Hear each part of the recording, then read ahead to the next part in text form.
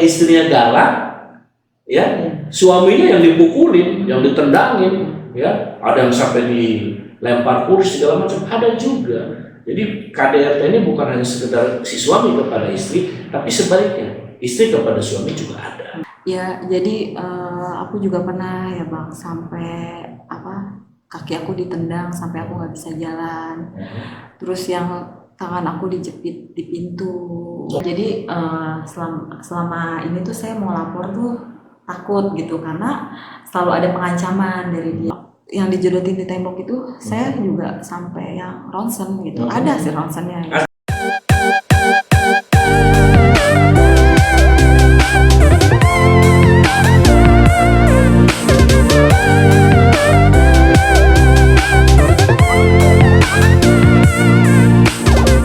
Masih bersama Bang Tatang dalam acara Rubrik Hukum. Dalam segmen Rubrik Hukum kali ini kita akan membahas tentang PKDRT sesuai dengan Undang-Undang Nomor 23 Tahun 2004. Jadi KDRT ini cukup tinggi dan sering terjadi di kalangan masyarakat, tetapi biasanya korban-korban KDRT ini takut untuk melaporkan atau malu. Kali ini kita akan bahas bersama dengan salah satu korban KDRT, ya, yang akan menceritakan terkait masalah KDRT yang dialaminya. Saya bersama dengan Nia ya, oke, Mbak Nia ya. Ya. Bisa diceritakan Mbak Nia terkait masalah KDRT apa yang Mbak Nia alami dengan pasangan Mbak Nia ini? Ya, saya kan sudah berumah tangga hampir 6 tahun. 6 tahun ya. Nah, jadi di 6 tahun itu emang sering terjadi kekerasan dalam rumah tangga. Cuman saya masih yang bertahan sampai di bulan Mei kemarin akhirnya saya yang tidak sanggup gitu. Apa? KDRT-nya berbentuk apa? Karena gini, di dalam Undang-Undang KDRT Nomor 23 Tahun 2004 ini, KDRT itu meliputi dari terkait masalah kekerasan fisik, ya, terus kekerasan psikis, juga kekerasan seksual dan penelantaran rumah tangga. Nah, apa yang Mbak Nia alami ini? Ya, psikis juga, kekerasan fisik juga gitu. Fisiknya apa? Fisiknya? Ya mukul gitu, terus kalau udah mukul tuh yang apa sih namanya sampai yang nonjok, terus gampar, nendang, sampai ngejedotin ke tembok gitu. Berapa tahun Mbak Nia ini mengalami kekerasan fisik dari suami Mbak ini? Ya hampir 6 tahun ini, 6 dari tahun ya? semenjak kita awal nikah. Kuat ya? Hah? Kuat-kuatin ya? Apa persoalan ini pernah dibicarakan dengan pihak keluarga atau mungkin dengan pihak suami? Pernah nggak ada hal-hal yang dilakukan oleh Nia sendiri kepada suami? Pernah. Apa yang dilakukan? Pernah saya tanya, kenapa kalau lagi marah selalu kasar gitu kan, nggak bisa gitu diomongin secara baik-baik gitu kan. Cuman dia bilangnya, ya lu tahu gua kan kalau gua marah gitu, jadi mau gua salah mau gua benar ya gua tetap benar gitu. Jadi ya nggak bisa diomongin baik-baik. Kayak saya juga pernah ngomong ke keluarganya juga tidak ada respon yang baik lah gitu. Keluarganya juga sama, takut gitu untuk ngasih tahu ke dia gitu. Sudah berapa kali dari kurun waktu 6 tahun rumah tangga ini, sudah berapa kali mengalami kekerasan secara fisik? Udah sering. Sering ya? Sering. Jadi setiap marah, setiap cekcok keributan selalu mukul, kasar, ngata-ngatain, terus apa lagi? Mukul, kayak gitu, musir. Hal yang paling sering atau yang terbaru dilakukan oleh suami Mbak Nia sendiri apa? Ya kemarin kayak yang baru-baru ini yang saya untuk udahlah gitu ya kan. ya baru 2 bulan yang lalu lah gitu. Saya cuman masalah sepele gitu, cuman nanyain masalah uang kontrakan gitu kan. Cuman jawabannya dia tuh yang kasar. Kayak saya kan ngomong baik-baik, ini uang kontrakan udah ditagih gitu kan.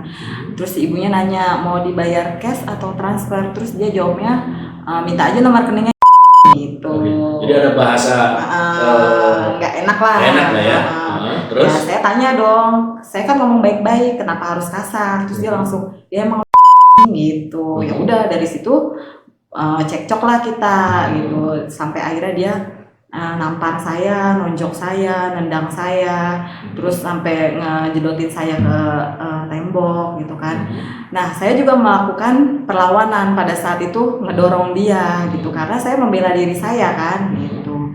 Terus sampai akhirnya saya berani untuk keluar rumah gitu. jadi keluar rumah ini meninggalkan rumah ya, Iya. ke orang tua. Ke orang tua. Orang tua ya. Saya ngadu lah sama orang tua gitu.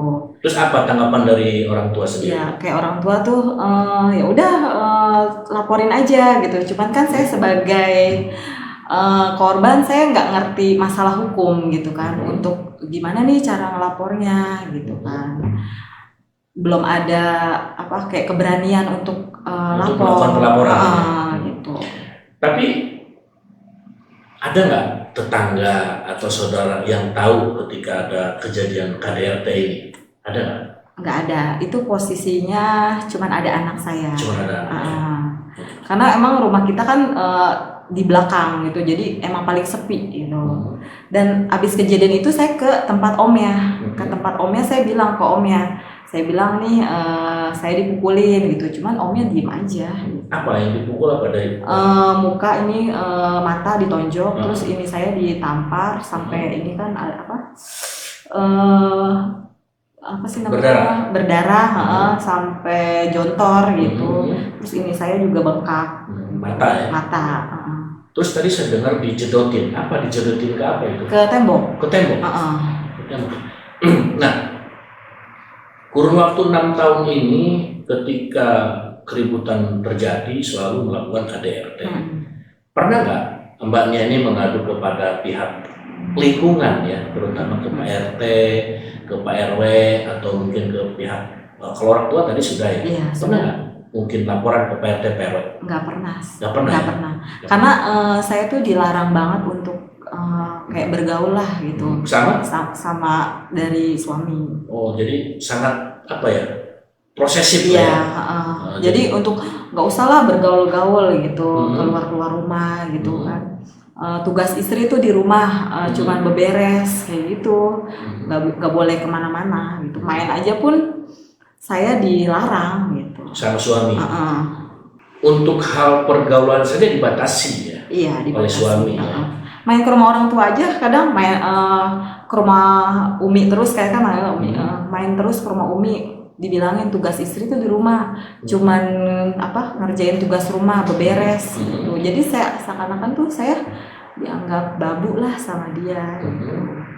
Ya gitu jadi ya nggak pernah dihargain lah saya sebagai istri selama nikah itu ya.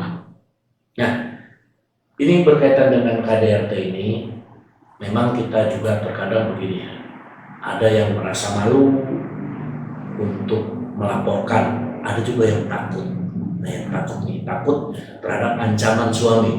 Contoh, ketika kita mengalami KDRT, si suami ini selalu mengancam, bahasanya, awas kamu kalau laporan ke keluarga kamu atau laporan ke polisi. Ada nggak ancaman-ancaman seperti itu? Ada ya? Ada. Jadi bentuk ancaman kalau habis tindak kekerasan diancam seperti apa itu?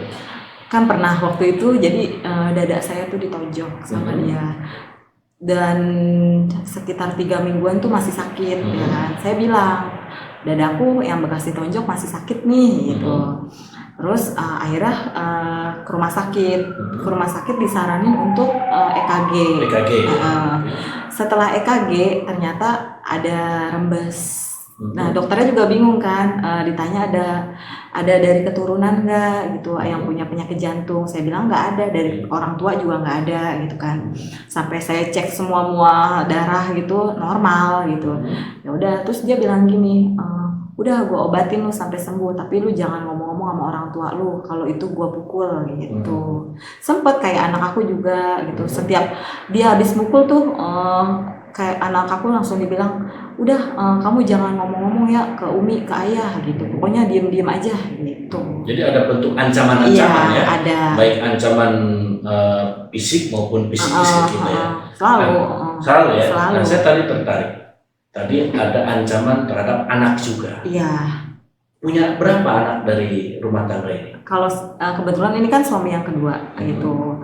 Kalau yang yang ini belum ada keturunan. Berarti ini anak bawaan dari dia. Tapi diperlakukan seperti itu juga. Sama, sering diancam-ancam gitu kan. Sampai pernah dibilang lu tuh bukan anak gua gitu. Jadi nggak usah banyak ikut campur gitu, karena kan setiap ngelakuin kekerasan itu anak saya selalu ngebela saya gitu, jangan kayak gitu pak gitu ya, jangan kasar sama mama gitu. Terus dia yang selalu diem aja lu anak kecil nggak tahu apa-apa gitu. Nah, berarti ini anak bawaan ya. Nah, sebelum ada pernikahan, tadinya awalnya bagaimana dengan anak kita? Baik. Sayang, makanya kenapa saya menerima gitu kan. Karena dia sayang, saya lihat gitu kan. Tapi setelah menikah, mulai itu maksudnya ada perubahan-perubahan gitu ya. Yang saya pikir, oh dia bisa nih jadi sosok pengganti ayahnya, gitu kan. Tapi kenyataannya tidak gitu, tidak sesuai dengan harapan saya gitu. Jarang lo yang kuat, 6 tahun lo ya. 6 tahun mendapatkan kekerasan secara fisik oleh pasangan hidup kita, ya. Saya tidak habis pikir ya, membayangkan ini bagaimana ketika keributan terus-menerus keributan ini, ya. Mungkin hal-hal tadi bilang hal sepele, tapi berakibat kepada KDRT terkait masalah pemukulan secara fisik, ya. Pernah nggak sih duduk bareng terkait masalah rumah tangga nih yang diinginkan seperti apa gitu kan? Karena orang berumah tangga kan tentunya ingin bahagia, ya kan? Ingin bahagia, satu misi, satu visi, ya. Mungkin sebelum menikah kan kita juga punya cita-cita. Nanti setelah kita menikah nanti kita mau seperti ini, mau bangun ini, ya kan? Mau bagaimana masa depan anak-anak, seperti apa? Nah, setelah habis kejadian KDRT itu, ada nggak pembahasan seperti itu? Atau ada setidaknya begini, ada penyesalan nih dari suami kita, mungkin saya menyesal melakukan pemukulan atau penendang atau apa, ada nggak seperti itu? Jadi gini ya, setiap abis mukul itu dia kayak orang yang nggak punya salah gitu. Kita nggak pernah duduk berdua ngobrol diskusi gitu, karena saya takut gini, saya mau diskusi nih, tapi baru ngomong aja dia udah dengan nada keras gitu. Saya berpikir daripada saya dipukulin lagi gitu, ya udah saya diam gitu. Tapi setiap habis pemukulan dia selalu baik-baikin saya dengan kasih uang, terus mau belanja apa kayak gitu, ngajak saya jalan kayak gitu. Jadi seperti itu selalu dan selalu. Sebenarnya saya kalau dibilang nggak tahan ya. Dari 3 tahun itu saya udah 3 tahun pernikahan itu saya udah sempat ngomong sama orang tua juga, saya udah nggak sanggup gitu kan, tapi posisinya itu dia lagi sakit gitu, jadi untuk berpikir ulang gitu, mungkin dia bisa berubah gitu kan, tapi enggak gitu. Berubah pernah cuman 2 bulan aja, sisanya kembali ke seperti semula. Itu kejadiannya pas sakit. Jadi kan sebelumnya sebelum dia sakit emang sudah keras ke saya gitu. Nah, ditambah kan dia sakit, dia sempat minta maaf ke saya, maafin saya ya, mungkin saya sering kasar, sering hina kamu gitu. Mungkin saya sakit, ini teguran dari Allah, dia bilang gitu kan. Oke. Bentuk penyesalannya. Oke, saya sebagai istri tidak pernah dendam ya kan. Tentunya pasti memaafkan lah. saya udah yang udah gitu ya. Sekarang kita lebih baik lagi gitu kan. Bagaimana kita bicara ke depannya? Iya betul. Ya. Tapi itu cuma berjalan 2 bulan. Setelah 2 bulan, ya dia terulang lagi sampai yang lebih parahnya lagi. Saya itu kan berobat pakai BPJS ya kan. Tahu sendiri kalau BPJS kan kita ngantri dari subuh ya kan. Saya ngantri ini dari jam 3 subuh. Saya pulang, emang saya belum ambil baju laundry gitu kan. Terus dia mau habis mandi ngomong gini, baju mana? Terus aku bilang, ntar dulu belum aku ambil gitu. Soalnya capek banget, istirahat dulu. Emang kerjaan lu ngapain aja dari pagi? Nah gitu. Padahal itu sudah antri. Iya, padahal kita udah antri dari subuh pagi, ya. Gitu. Ya gimana enggak? Cuma saya diem gitu. Saya nggak mau udahlah gitu ya. Namanya juga mikirnya orang lagi sakit gitu kan. Tapi kok lama-lama makin menjadi-jadi gitu. Nah sekarang gini, terakhir kejadian itu kan bulan apa tadi? Mei. Bulan Mei, berarti baru 2 bulan yang lalu ya. Nah setelah kejadian, apakah masih satu rumah dengan? Tidak. Udah enggak ya? Enggak, karena dari kejadian itu dia kabur. Kabur ya? Kabur ke rumah, dan sudah tidak bisa dihubungi lagi? Enggak, semua kontak saya diblokir. Termasuk dari keluarganya juga ngeblokir saya. Ngeblokir ya? Nah, jadi sudah tidak ada hubungan lagi ya? Tidak ada. Semenjak kejadian pemukulan tersebut ya? Betul. Apa upaya untuk mencoba mencari keberadaan suami ini, apa yang sudah dilakukan? Pernah saya cari tahu gitu dia di mana gitu kan, sampai saya pernah nanya ke temannya dia kerja atau enggak gitu kan, ternyata ya masih kerja di tempat yang sama. Cuman nggak pulang ke rumah. Terus sempet pernah ketahuan, maksudnya ketemu saya lah gitu, tapi saya berusaha untuk nemuin dia tapi dia menghindar gitu. Jadi udah ada upaya-upaya ya? Udah ada upaya untuk ya saya mencoba untuk ketemu ngobrol bareng gitu kan, tapi ternyata dari dianya menghindar dari saya. Itu udah mencoba memperbaiki keadaan lah supaya lebih baik lagi, karena mungkin KDRT ini kan udah yang kesekian kali ya. Tapi belum ada ya upaya-upaya yang lain? Belum. Ya gini nih Bang, saya kan selama ini sudah istilahnya udah bertahan gitu. Cuman ini di titik saya untuk ya udahlah nggak tahan gitu kan. Nah saya mau nanya nih Bang, langkah apa yang saya harus lakukan untuk proses hukum gitu? Jadi berkaitan dengan KDRT ini, memang apabila para pihak ini sudah tidak bisa lagi didamaikan, ya, sudah tidak bisa lagi duduk bersama, apalagi ini menyangkut masalah kekerasan dalam rumah tangga, tentunya ada upaya-upaya hukum yang bisa kita lakukan. Nah, pihak istri ataupun pihak suami yang mendapatkan kekerasan dalam rumah tangga bisa melaporkan ke pihak kepolisian. Dalam hal ini kita harus melaporkannya kepada tingkat kepolisian mana. Nah ini kan harus tahu nih kita nih, jangan sampai nanti kita salah laporannya. Nah KDRT ini kita bisa melaporkan ke tingkat Polres. Kalau tingkat Polsek itu tidak ada penanganannya secara khusus, karena ini menyangkut terkait masalah unitnya yang adanya di tingkat Polres. Jadi kalau kita mau melaporkan terkait masalah KDRT, kita bisa datang ke Polres. Nah, karena ini orang Depok, berarti datangnya ke Polres Depok. Nah, nanti di Depok itu, di Polres Depok itu ada yang namanya unit PPA.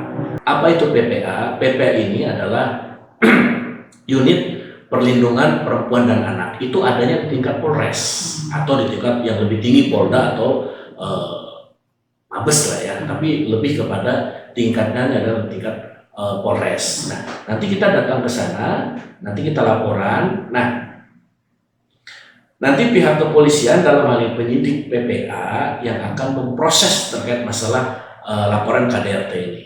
Nanti penyidik akan mengarahkan kita supaya nanti kita visum di rumah sakit. Nah, rumah sakit ini pun nanti akan ditunjuk rujukannya oleh pihak kepolisian dalam hal ini penyidik dari PPA. Nanti biasanya nih kita diantar oleh pihak penyidik untuk dilakukan pemeriksaan atau visum ya.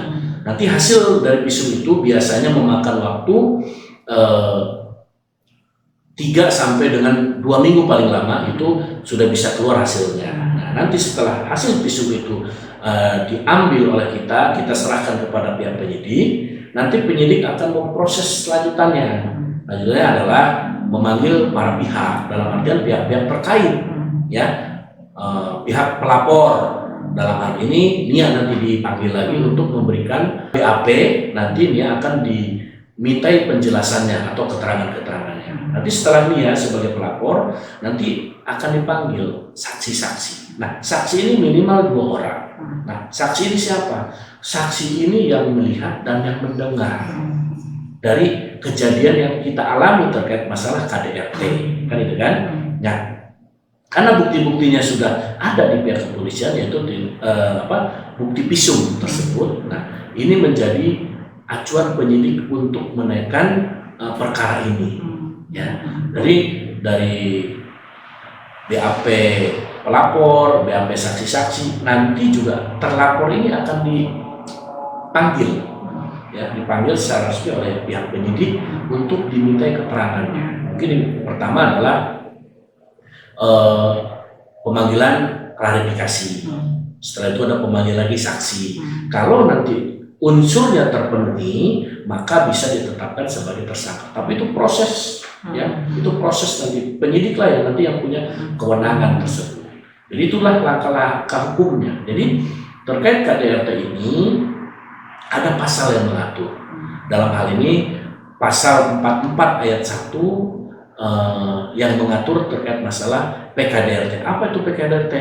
Penghapusan kekerasan dalam rumah tangga sesuai dengan Undang-Undang Nomor 23 Tahun 2004. Jadi seperti itu. Jadi Mbak Nia bisa melakukan laporan pidananya kalau memang merasa Mbak Nia ini ada KDRT di dalam rumah tangga Mbak Nia.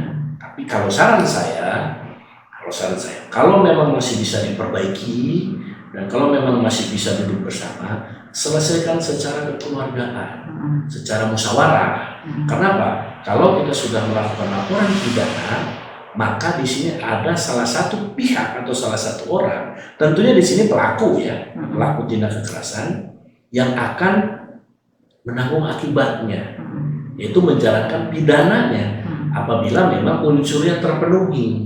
Dalam hal ini berarti kan suaminya Nia, ya. Nah, kalau saran saya memang coba duduk bareng dulu, coba diselesaikan. Masih bisa kan? Kayaknya enggak. Soalnya dia sempat yang kayak abis dari kejadian itu yang ngancam juga gitu kan. Apa bentuk ancamannya? Kan saya juga sempat ngomong gini, gue laporin lo, maksudnya ke polisi karena udah posisinya kan udah ini mata saya bengep, ini berdarah mulut saya kan gitu ya. Ya udah aku laporin aja lah gitu ya. Terus dia langsung yang gini, oh silakan aja laporin, gua nggak takut, dia bilang gitu. Jadi ada tantangan malah. Iya, ada tantangan. Tantangan untuk supaya dilaporkan tuh ada malah ya. Ada. Gua nggak takut, teman gua juga banyak yang polisi, dia jawabnya kan gitu. Terus udah tuh dia bilang gini, karena apa?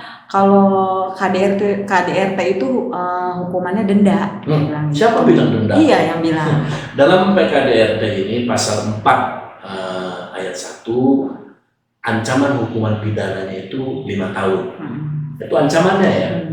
Ya, itu ancamannya 5 tahun maksimal, dan dendanya di sini juga ada denda itu sebanyak 15 juta. Jadi bukan hanya sekedar denda. KDRT itu pidana, bukan hanya sekedar denda.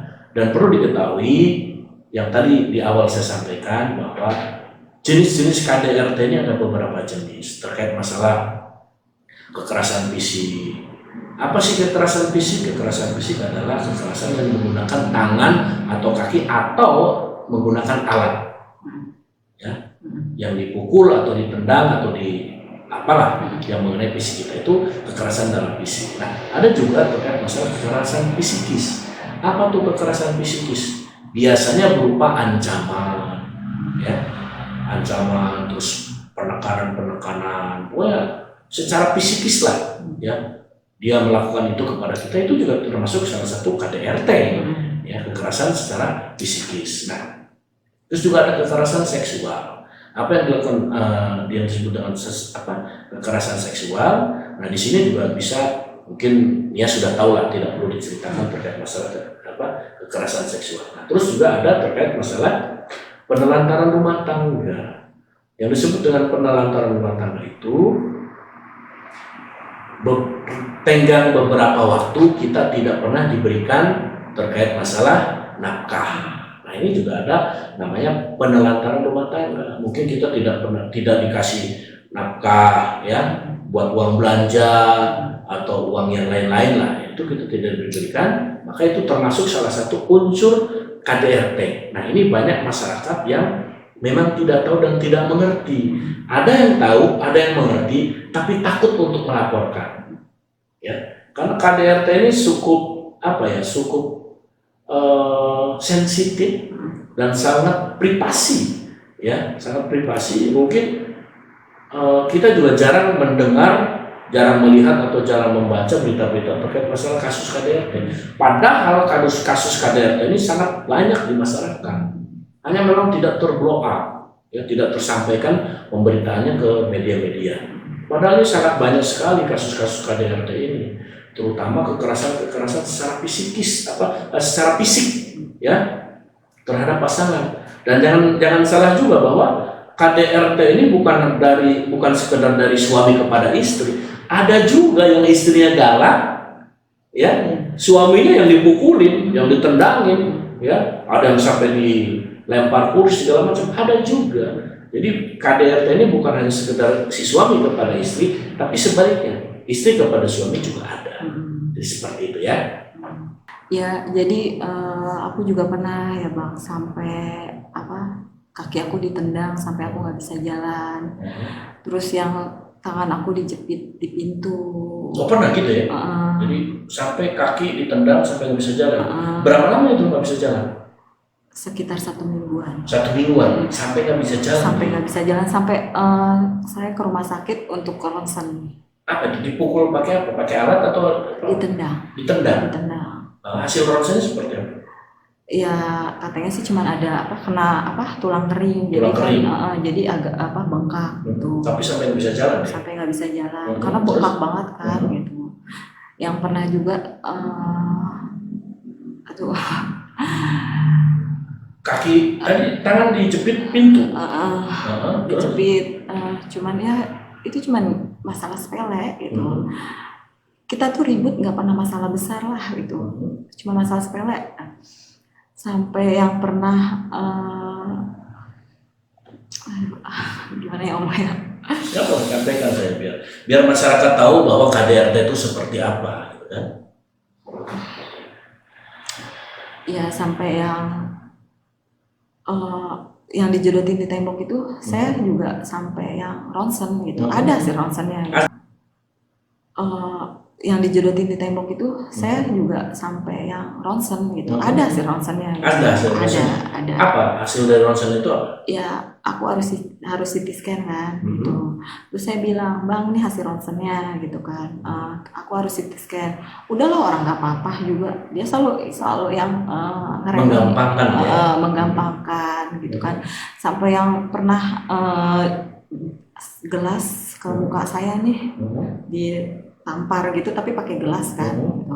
Sampai berdarah ini saya. Terus yang dia udah nggak usah lebay gitu ya. Padahal itu dilakukan dengan menggunakan alat ya, benda ya. Gelas itu kan keras juga ya. Kalau kena muka lumayan itu, babak belur juga itu. Makanya saya selalu sebenarnya tuh pengen lapor, tapi saya kan selalu diancam gitu sama dia, awas lu kalau cerita-cerita ke orang kayak gitu, gak usah lah rumah tangga tuh dicerita-ceritain ke orang, cukup kita aja yang tahu gitu. Disitulah muncul rasa takut untuk melaporkan ya, atau untuk bercerita ke keluarga atau ke tetangga di situ ya. Karena ada ancaman ya. Karena emang saya nggak pernah, selama saya kekerasan itu saya nggak pernah cerita ke keluarga kan, karena saya nggak mau lah bikin orang tua saya sedih gitu kan. Yang mereka tahu tuh saya baik-baik aja dan bahagia ya, suami ya. Saya nggak mau sampai orang tua saya sampai kepikiran gitu. Ya itulah yang saya alami selama 6 tahun ini. Gitu. Terus gimana secara psikis Ini kan tentunya mengganggu kejiwaan anak ya. Bagaimana anak? Apakah ada permintaan secara khusus kepada ibunya? Apa permintaannya? Karena pasti nih, karena kalau setiap hari melihat ibunya disiksa ya, dipukul, ditendang, dicepit sama pintu, pasti anaknya juga lama-lama udahlah bu, gimana? Coba ada nggak seperti itu? Ada kayak udah lama gitu ya, pulang aja ke rumah Umi kayak gitu ya. Aku tuh kasihan sama mama, tiap hari dipukulin, dihina gitu. Setiap marah pasti kayak gitu gitu. Kadang kan dia punya kayak ada masalah di luar, dibawa pulang gitu ke aku gitu. Sampai anak kayak gitu nyuruh saya untuk udahlah pulang aja ke rumah orang tua saya gitu kan. Sampai kemarin juga, mah jangan balik lagi ya kayak gitu. Ada permintaan dari anak. Ada anak. Tapi ada nggak kekerasan ke anak kita selama ini ya? Ya itu kekerasannya sih nggak pernah mukul lah ya. Nggak pernah mukul. Cuman berbentuk ancaman atau mungkin bahasa kasar lah ya terhadap anak ya. Kayak gitu. Jadi selama ini tuh saya mau lapor tuh takut gitu karena selalu ada pengancaman dari dia gitu. Makanya saya datang ke sini tuh minta didampingin sama Bang Tatang untuk masalah saya gitu, karena saya benar-benar yang nggak punya keberanian lah dan saya tidak ngerti masalah hukum. Baik, nanti akan kita dampingi untuk laporan di kepolisiannya. Yang paling penting adalah nanti kita siapkan bukti-bukti ya sama saksi. Bukti-buktinya apa? Tentunya nanti kita akan minta juga kepada pihak kepolisian untuk segera divisum ya, menindaklanjuti laporan kita. Terus juga saksi-saksi, siapa kira-kira saksi yang bisa yang melihat dan mendengar kejadian ini. Nanti kita juga akan sampaikan kepada pihak kepolisian dan kita cantumkan nama saksi-saksi itu. Jadi ketika proses berjalan di kepolisian, nanti saksi-saksi ini akan diminta keterangan oleh penyidik. Jadi terima kasih udah datang ke kantor kami. Insya Allah nanti kami dampingi, dan bagi masyarakat yang ingin konsultasi atau ingin lebih kepada penjelasan yang lebih mendetail, bisa datang ke kantor kami di Jalan Borifat A2 nomor 6 Klaster Jasmine GDC Kota Kembang, atau juga bisa menghubungi di 0812 8282 9523. Baik, terima kasih Mbak Nia atas kehadirannya. Assalamualaikum warahmatullahi wabarakatuh.